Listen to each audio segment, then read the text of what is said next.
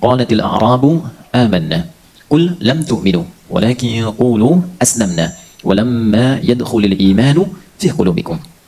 Ada segelintir Arab Badui datang pada Nabi sallallahu alaihi wasallam kemudian berkata, kami pun telah beriman. Lantas Allah menurunkan ayat dan menegaskan, lam tu'minu, kalian belum beriman yang sejati, tapi katakanlah kalian baru berislam, sementara imannya belum sampai kepada hatinya. Jadi iman itu perkara hati. Untuk itu tidak boleh kita menghukumi segala hal yang terkait di hati dan hanya menghukumi perilaku, sikap zahir. Ya, karena itulah kemudian yang di hati itu butuh pembuktian. Untuk membuktikan itu, maka dimintalah oleh Allah membuktikan iman lewat perilaku. Perilaku disebut dengan amal. Amal yang disupport oleh iman itu punya sifat namanya saleh. Maka muncullah dari situ amal saleh. Jadi tidak semua amal, perilaku yang melekat pada tubuh kita itu bisa saleh. Misal begini, amalnya mata itu apa? Melihat. Apakah setiap yang melihat itu pandangannya saleh? Belum tentu. Kapan menjadi saleh? Ketika pandangan itu dikontrol oleh iman. Karena itulah ketika Allah menerangkan di Quran surah Cahaya, surah An-Nur. Saya harus jelas sebutkan ini. Surah An-Nur, ya, ayat ke-30 sampai 31. Itu imannya dulu. Qul lil mu'minina yaghuddu min absarihim. Katakan pada pria-pria yang masih merasa memiliki iman, pada para pemilik iman, yaghuddu min absarihim, maka imannya akan memberikan petunjuk kepada pandangannya, kepada matanya, apa yang harus dilihat. Jika yang dilihat itu tidak sesuai dengan standar iman, maka iman akan membimbing pandangannya untuk dipalingkan. Ghaddul basar. Nah, ghaddul basar itu memandang sesuatu yang kemudian dipalingkan karena tidak sesuai dengan standar imannya. Contoh, perilakunya lisan itu apa? Berbicara kan?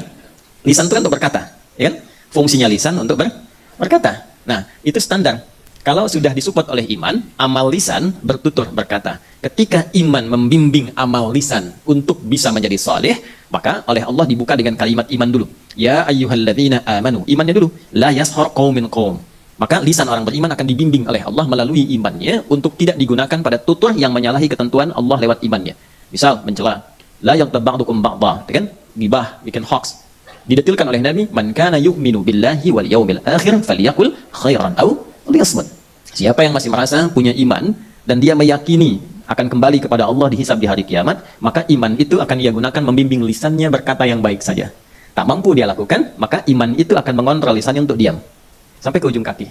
Nah, ini ketika amal dibimbing oleh iman, amalnya menjadi amal soleh, perbuatannya ibadah. Jadi ibadah itu tidak sekedar yang ritual. Ritual itu kayak sholat, kan ibadah. Ya, puasa itu ibadah. Karena itu sholat pun dibuka pakai iman.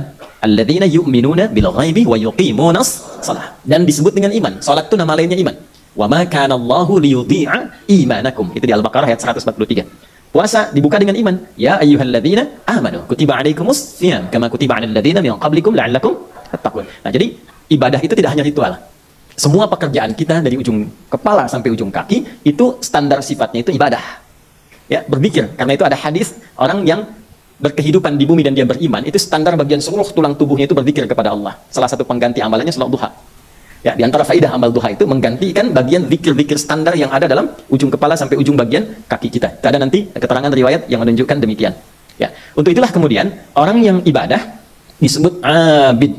Sifat kuatnya abdun, jamaknya ibadun. Maka kalau sudah bagian kepala sampai ujung kaki itu sudah diniatkan ibadah dan mendekat kepada Allah, turunlah sifat kasih Allah yang membimbing ia dalam berkehidupan di bumi. Sifat Allah tanpa batas yang memberikan kasih sayang dalam kehidupan di muka bumi ini disebut Rahman. Kalau di akhirat disebut Rahim, hanya untuk orang beriman saja. Maka ahli ibadah disebut ibad, mendapatkan anugerah dari sifat Allah Rahman disebut ibadur Rahman. Kalau sudah ibadur Rahman dari ujung kepala sampai ujung kaki, itu perjalanan kehidupannya mulia. Wa ibadur rahmanil ladzina yamshuna 'alal ardi hauna wa idza khatabahumul jahiluna qalu salama. Dan hamba-hamba Allah yang punya sifat Rahman, Allah yang punya sifat Rahman itu nanti cara berpetualang di buminya berbeda karena dibimbing oleh imannya. Jalannya berbeda, kalau diisengin juga responnya berbeda, itulah ibadah Rahman. Nah, ini tugas kita menjaga dalam berkehidupan sampai meninggal. Tugas itu aja, memastikan ujung kepala sampai ujung kaki baik dan bernilai ibadah. Awas hati-hati, karena tidak semua yang baik itu punya nilai ibadah. Amal itu ada 3. Ya, ada berapa? 3. 1, amalnya netral, tengah-tengah. Tidak disifati soleh, tidak disebut salah. Jelas? Belum saya terangkan ya. Nah, nanti kita terangkan. 2, tarik ke kanan jadi soleh, amal soleh. 3, amal salah. Jadi amal soleh, amal salah. Contoh. Ini lisan berkata, ya, lisan berkata. Cuma berkata begini aja, ya. Anda Tony misal. Berkata ya. Amal bukan? Amal, lisan sudah beramal, ya kan? Tapi kalau lisannya kemudian berkata, Anda fulan, Toninya tidak saya sebut karena mungkin ada yang namanya Tony, gitu ya. Anda fulan pendengki misalnya, ya, padahal belum tentu punya sifat demikian. Soleh atau salah? Salah. Baik. Yang ketiga, yang selanjutnya, Anda Tony, nah ini baik, rajin tahajud, semoga dekat dengan Allah. Soleh tidak? Soleh. Nah itulah perbedaan antara amal tengahan, ya, yang standar, amal yang salah, amal yang soleh. Yang standar ini biasanya aspeknya duniawi, tidak disifati soleh dan salah. Bisa berlaku bagi orang Islam, bagi non-muslim. Jadi kalau ada non-muslim pun berbuat baik, tapi tidak diniatkan karena imannya, maka tidak bisa disebut soleh. Itu nanti amal saja namanya. Contoh, ada saudara-saudari kita yang belum beriman, saya selalu katakan belum beriman karena berharap suatu saat beriman. Ada saudara-saudari kita yang belum beriman, misal, memberikan bantuan untuk perbaikan jalan. Baik tidak? Nah, amal bukan? Nah, amal, tapi dalam pandangan Islam itu belum bisa disebut amal soleh, karena dilakukan bukan karena imannya. Jelas? Nggak pakai O. Nah, kasus ini, dari mana dalilnya? Kan harus pakai dalil. Kalau kita bicara ibadah itu ada dalil. Kasus ini pernah diantaranya terjadi di era Nabi ketika Sayyidah Aisyah radhiyallahu taala anha berkonsultasi pada Rasulullah SAW tentang seseorang yang belum beriman, ya kan? Tapi dia punya sifat baik berbagi. Nah, menariknya, Nabi kemudian menunggu jawaban dari Allah dan turunlah ayat di Quran surah ke-25 Al-Furqan di ayat ke-23. Wa qadimna ila ma 'amilu min 'amalin. Tuh, tidak ada sifat amalnya. Wa qadimna ila ma 'amilu min 'amalin, ya, faj'alnahu haba'an manthura. Wa qadimna ila ma 'amilu min 'amalin. Jika ada orang belum beriman, dia berbuat baik dalam kehidupan dunia, maka aku segera akan balasannya dengan sifat baiknya di hukum dunia. Jadi kalau dia berbuat baik, maka hukum dunia Allah balas dengan hukum dunia. Dia diapresiasi, dia disanjung, ya, dia mendapatkan perhatian dan sebagainya, itu hukum dunia. Tapi Allah mesti adil. Tidak boleh perbuatan dengan hukum dunia kemudian dibawa hukumnya ke akhirat. Kan tidak sama. Bapak Ibu sekarang ada di mana? Tanah Kusir. Betul kan? Terus ke Tanah Suci misalnya, ke Mekah. Mau membawa kebiasaan dan hukum Tanah Kusir, boleh nggak? Boleh-boleh saja, cuman nanti di sana akan diluruskan. Ya, karena nggak berlaku. Nggak berlaku. Mata uangnya sudah beda, ya kan? Bahasanya sudah tidak sama, ya kan?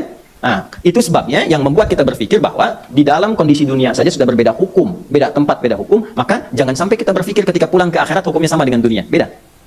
Maka kata Allah, dengan keadilanku, orang baik tapi belum beriman, dia baik di dunia, dibalaslah dengan hukum dunia. Tapi ketika ke akhirat, Allah mesti adil.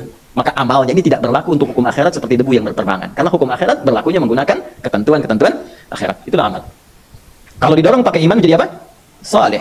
Bangun jalan, dia niatkan supaya Allah ridha. Walaupun teman-teman mungkin dinasnya di PUPR dan sebagainya, tapi ketika ditugaskan melaksanakan proyek itu, bukan hanya tuntutan kerja. Saya niatkan supaya Allah ridha dengan pekerjaan ini, digunakan orang yang lewat untuk berbuat yang baik. Itu dicatatkan sebagai pahala, itulah yang dituliskan menjadi bekal pulang ke akhirat. Perbuatan itu amal saleh, sifatnya ibadah, nilainya disebut hasanah, poinnya 10. Dari mana dapat poinnya? Quran surah ke-6 ayat 160. Man jaa'a bil hasanati falahu asyru amsalih. Siapapun yang berbuat satu kebaikan punya nilai akhirat namanya hasanah, maka dikonversi setiap satu kebaikan itu 10 poin. Hitungnya begini, bukan 1, 2, 3, bukan gitu. Cara menghitungnya 1 ke 2 500 tahun, 2 ke 3 500 tahun, 3 ke 4 500 tahun. Termasuk teman-teman yang tadi sholat ya. Ya, setelah kita masuk waktu subuh, di waktu subuh kita sholat, itu sekali sholat poinnya 10. Kalau sholatnya berjamaah kali 27. Kalau ditunaikan di masjid, kali lagi 25. Nanti kalikan setiap tingkatan poinnya 500 tahun, 500 tahun, 500 tahun. Nah, itu gambarannya. Karena itulah kita selalu bermohon pada Allah, semoga perbuatan dunia kita semua jadi hasanah, nanti ditampakkan di akhirat hasanah itu sebagai bekal pulang kita. Detailnya disebut dengan ajrun, jamaknya disebut dengan ujurun. Kan? Maka kita berdoa, Rabbana atina fid dunya wa fil akhirati wa qina. Nah, itu ada di Al-Baqarah ayat 201.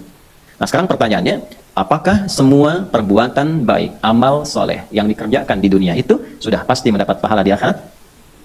Nah, nanti kita jawab ya. Nah, kemudian, kalaupun itu sudah ada pahalanya, apakah pasti aman? Itu dulu. Ya. Baik, yang pertama kita jawab dulu dengan cepat, apakah semua yang beramal itu sudah pasti mendapatkan pahala? Jawabannya belum tentu. Karena ada orang sholat pun, kalau motif sholatnya salah, harusnya dilakukan karena Allah, dia lakukan karena makhluk. Oke? Sholat karena ingin dilihat orang, bahasa kekiniannya pencitraan misalnya. Infak karena ingin dikenal oleh orang, ya? Dan seterusnya. Maka niatnya sudah berbeda. Ingin dilihat orang itu disebut riya. Jelas? Bahasa Arabnya kata kerjanya yura. Kalau jamaknya yuraun. Ingin dilihat Allah, ihsan namanya. Ya, hadis Muslim nomor hadis yang ke-8, an ta'budallaha ka'annaka tarahu fa in lam takun tarahu fa innahu yara. Itu sifat ihsan. Dia beribadah ingin dilihat Allah. Walaupun tak mampu melihat Allah, dia merasa diperhatikan oleh Allah. Jadi mencoba menarik perhatian Allah sifatnya ihsan. Orangnya muhsin, jamaknya muhsinin. Orang-orang yang meniatkan kegiatan kehidupannya semua karena Allah, pengen dilihat Allah, itu disebut oleh Al-Quran sebagai calon penghuni taman surga yang sedang berpetualang di bumi. Saya punya ada beberapa rangkaian ayat favorit itu di Quran surah 51 ayat 15 sampai 23. Ya, innal muttaqina fi jannati wa 'uyun akhidina ma atahum rabbuhum innahum kanu qabla dzalika muhsinin. Ya, sungguh ada sebagian golongan orang takwa itu sedang berpetualang di bumi, nanti saat pulangnya akan masuk ke taman surga, lewat taman surga dengan segala keindahannya. Orang-orang ini punya sifat ihsan saat di dunia. Nanti ada amalannya, kanu qalilan minal laili ma yahja'un. Malamnya itu sedikit tidurnya. Ya, jadi kalau Allah sudah bilang jangan ditambah, jangan dikurang. Kalau kata Allah sedikit tidur, ibu jangan tambah, sedikit-sedikit tidur. Wabil asharihum yastaghfirun. Itu kalau pengen jadi insyaallah calon penghuni taman surga yang berpetualang di bumi, nah itu amalan satunya rajin tahajud. Kedua, wabil asharihum yastaghfirun, rajin istighfar menjelang subuh. Latihan. Ya, wa fi amwalihim haqqul lisa'ili wal mahrum, senang sedekah, berbagi.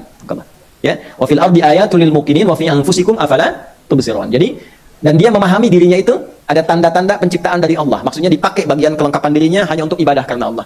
Dia tahu telinga ini ciptaan Allah, maka dia gunakan telinga untuk mendengar yang disenangi oleh Allah. Dia tahu tangan ini ciptaan Allah, maka dia ingin gunakan tangan pada segala hal yang Allah kehendaki. Jadi kalau sudah seperti itu, pulangnya ke taman surga. Ya, tidak cukup dengan amin, amalkan dulu dia. Nah, ini namanya ihsan, sifatnya orang yang muhsin. Sebaliknya, riya, perbuatannya yura, jamaknya yuraun. Ada orang sholat bukan dengan sifat ihsan, tapi sifat riya. Maka menjadi masalah. Ya, alladzina hum yuraun wa yamna'unal surah al-maun fawailul lil musallin. Celaka orang sholat itu. Tapi jangan disimpulkan sampai di sini, salah, jangan dipotong ayatnya. Ya, jangan dipotong. Nih, problemnya sekarang banyak yang potong ayat ya sekarang ini. Selain potong video ini potong ayat. Jadi repot nih. Fawailul lil musallin alladzina hum an salatihim sahun. Ada orang lalai, bukannya dapat pahala tapi dapat ancaman celaka. Siapa orang ini? Yang motivasi dan niat salatnya bukan karena Allah, tapi dia mencari dunia dengan itu. Ini problem. Baik. Kemudian infak juga begitu, Pak, teman-teman, Ibu. Ada yang infak itu resiko besarnya selain gugur amalannya, itu disifati oleh Allah. Bahasanya begini kalau bahasa kitanya, kayak orang yang belum beriman aja. Atau lebih agak tegasnya lagi kayak orang kafir aja gitu. Ya, itu ada di Al-Baqarah ayat 264. Ya ayyuhalladzina amanu la tubtilu sadaqatikum bil manni wal adza kalladzi yunfiqu malahu ria'an nas. Lihat itu. Wala yu'minu billahi wal yawmil akhir. Famathaluhu kamathali safwarin 'alayhi turabun fa'asabahu wabilun fatarakahu salda la yaqdiruna 'ala syai'in mimma kasabu. Kemudian wallahu la yahdil qaumal, mana ayatnya nih? Ini wajahnya wajah ikhlas kebanyakan ini ya. Baru nyampe surat Al-Ikhlas nih. Baik. Hei orang beriman, jangan kau batalkan, gugurkan amal kebaikan infakmu yang telah kau tenun itu karena ria, dengan perbuatan merusak. Ya, dengan perbuatan merusak. Manni wal adza, ya. Mengganggu amalan dengan satu perbuatan yang nggak disadari, kelihatan kayak bagus padahal itu menghancurkan amal. Contoh misalnya, ini kalau lewat kotak infak, kayak misal gitu ya. Terus antum pengen pakai dolar langsung $1000 misalnya. Tapi begini dulu. Nah, atau pengen bantu renov masjid tapi pengen diumumin dari Sabang sampai Merauke misalnya. Nah, itu langsung gugur amalnya. Ya, seperti halnya ada orang yang nyimpan tanahnya seperti pasir yang licin, di batu yang licin, lalu tertimpa air seketika dan hilang semua. Allah tidak akan beri petunjuk pada orang-orang yang ingkar, orang-orang yang kufur, kata Allah. Nah, itu disebut dengan kufur dengan nikmat. Itu masalah. Jadi ada orang yang ketika beramal, amalnya tidak dinilai oleh Allah. Tapi yang bahaya itu ini, yang kedua. Ada orang beramal, dituliskan pahalanya oleh malaikat, tapi ternyata hilang pahalanya saat di akhirat.